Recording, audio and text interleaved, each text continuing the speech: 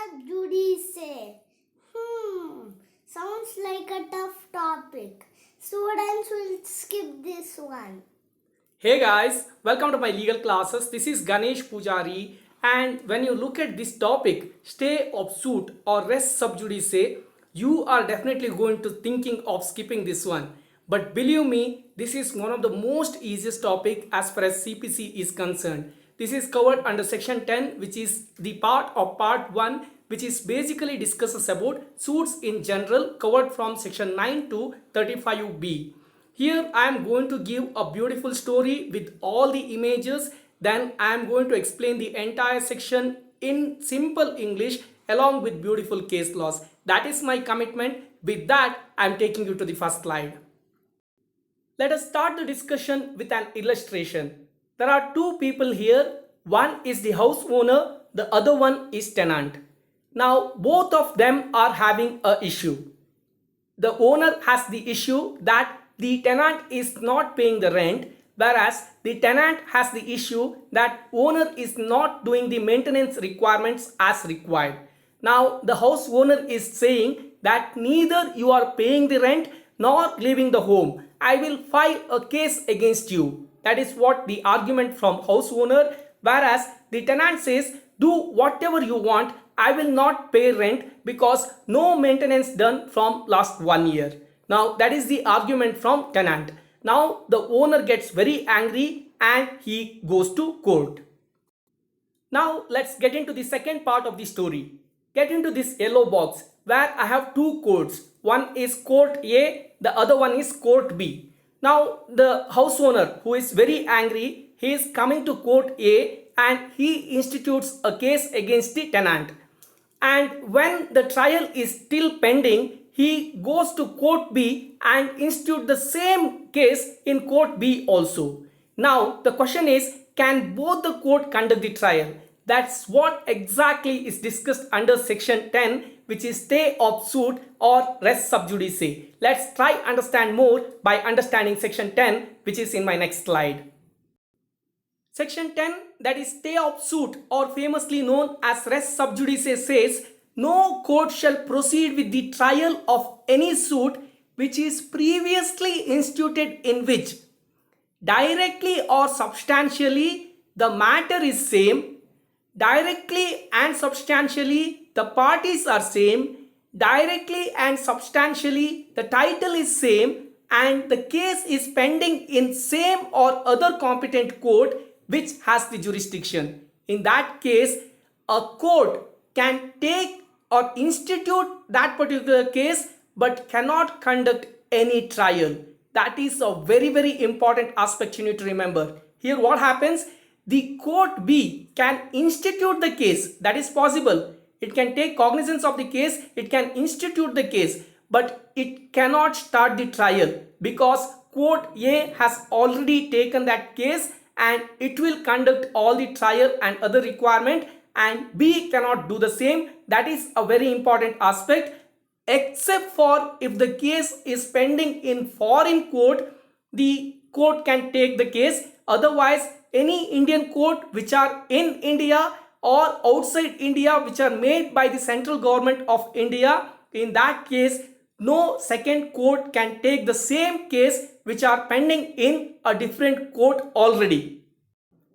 While reading the first sentence itself is very clear that the second court can institute the case but it cannot conduct the trial. That is very important. And what is the word meaning of res sub judice?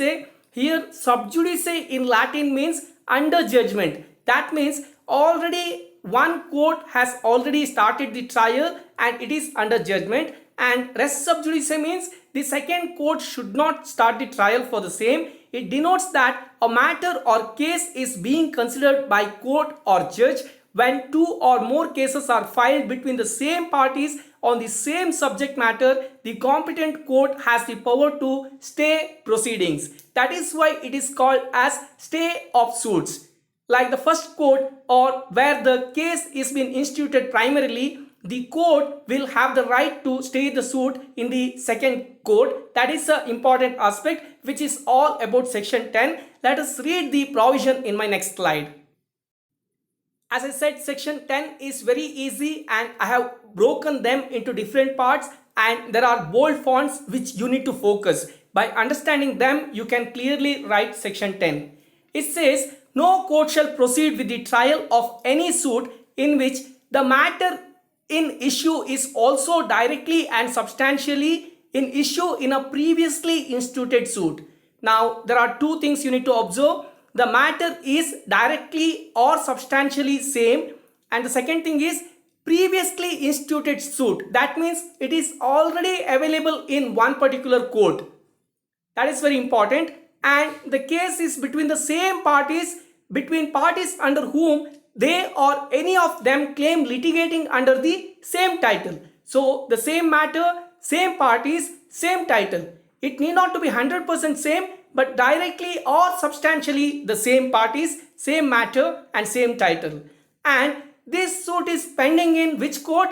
The Court of India. That can be any court of India having jurisdiction to grant the relief claimed, or any court beyond the limits of India. Those are being established and continued by the central government of India. Just like having the jurisdiction which are the courts inside India or the Supreme Court. Now, there is only one exception here. If the case is pending, if the suit is pending in any foreign court, then the courts of India can definitely have trial on that particular case. Other than that, no Indian court or the Indian court which are established and continued outside India by the central government or the Supreme Court cannot take the same case for trial. They can institute, but they cannot start the trial. That's all about section 10. I will explain the case laws later, but let us go through the essentials or conditions in this slide. And remember, whatever I am saying here, this is a repetition, but I am repeating for your benefit so that you can answer structurally. Now, what are the essential? The first thing is there must be existence of two or more suits. Without that, there is no concept of stay of suit or res sub judice, because only when there is a previously instituted suit and then subsequently instituted suit, we can discuss of this particular topic, that is stay of suit. We can stay the suit of subsequently instituted case. That is possible. And the second aspect is such previously instituted suit is pending in the same court. That is very important. The previously instituted suit is pending. That is very important. And then comes in these suits below should be directly or substantially same. What are the aspects need to be same? The matter, the parties or representative or the title should be same. If there is any change in any of or any one of this, then there is no concept of the stay of suit or res sub judice. Only when the matters are directly or substantially, or the parties directly or substantially, or the title directly and substantially, all these three combo happens, there is concept of stay of suit. Otherwise nothing will come in there. If the parties are different, if the matter is different, or if the title is different, then section 10 will not come into picture. That is very, very important. Then comes fourth aspect. The court is any Indian court or the Indian court which are established outside India by the central government of India, the Supreme Court or any other court which has the jurisdiction and competency. That is the fifth point. It should have the jurisdiction and competency. The first court should have this. That is very, very important. If the first court doesn't have jurisdiction and competency, in that case, there cannot be any stay of suit, because the court doesn't have the competency or jurisdiction to trial the case. That is very important. There, the stay of suit will not come into question, but only when the courts in question, both of them are having jurisdiction, then we are getting this concept. And lastly, this particular section will not stop any kind of institution of case in any subsequent courts. That is possible. Institution of suit is possible. Only thing is the trial in subsequent court will not start. That is very important. That is my sixth point, which I have mentioned as it must be remembered that the institution of the subsequent suit is not barred, but its trial only is barred. The final decision of the former suit shall operate as res judicata in the subsequent suit. Now, what is res judicata? that I am going to explain in my next video, which is already there in my playlist. You can go through the same. While getting into case laws, you might have a question that why stay of suit or why res sub judice, why section 10 in CPC. Now this is very clearly explained in the Annamalai Chetty versus Thornhill case law. Here it was held that the object of this section is to protect a person from a multiplicity of proceedings and to avoid a conflict of decisions. It also protects the litigant people from unnecessary harassment. This is a beautiful statement. Now, if one case available in two different courts, you have to present in both the courts, you have to provide the witnesses or the evidences in both the court, and then if there are two different judgments from two different court, that will be a cumbersome. Now, to avoid all this along with the wastage of time, this particular section plays a very important role. That is what held in this case law. The next case law, that is Indian Bank versus Maharashtra State Corporation. Here it was held that civil court should not proceed with the trial of any suit in which the matter in issue is directly and substantially in issue in a previously instituted suit between the same parties, and the court before which the previously instituted suit is pending is competent to grant the relief sought. Now, there is a case pending and that particular court is competent to grant the relief, and when the trial is pending, the second court should not start the proceedings. That is what held. This is basically summary of section 10 which is read out in this particular case law. While explaining the essentials of section 10, I have very clearly told what are the essentials for this particular section, or to apply stay of suit or res sub judice, we have to have certain essential, and if they are not available, then this section is not applicable. For that, there are three beautiful case laws. In the first case law, there were issues which are different. The previously instituted case versus the subsequent case, the issues were different. That was in the case law of Alimala versus Sheikh. Whereas in the second case law, there were few common issues and there were few different issues. Now here also the subsequent case can be taken by the subsequent court because they are not discussing about the same issues of the previously instituted case. There are few other different issues are also joined, so that can be done. That is what discussed in the Abdur versus Asrafan case law. And lastly, when the parties are same but the issues are different, there also section 10 will not come into picture because there is a difference between the previously instituted case and the subsequent case.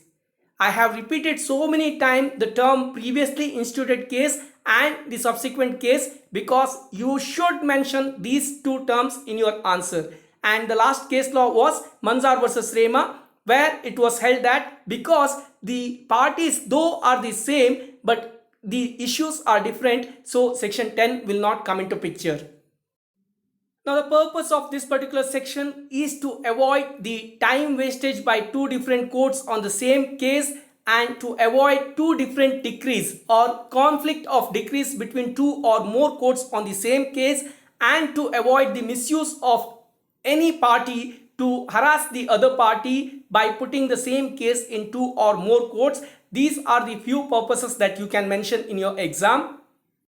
I have also given the meaning for few terms like pending, matter directly and substantially same, matter, competent court, previously instituted suit, etc.